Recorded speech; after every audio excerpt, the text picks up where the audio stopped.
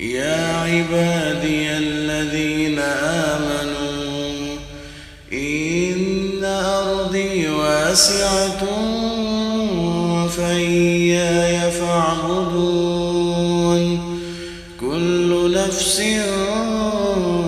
ذائقة الموت ثم إلينا ترجعون والذين آمنوا وعملوا الصالحات لنبوئنهم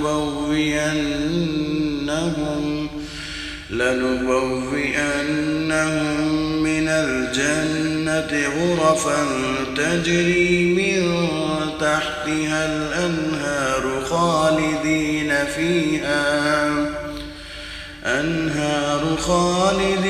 فيها نعم أجر العاملين الذين صبروا وعلى ربهم يتوكلون وكأين من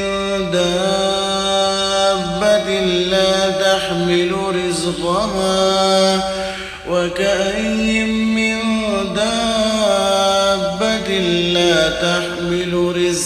الله يرزقها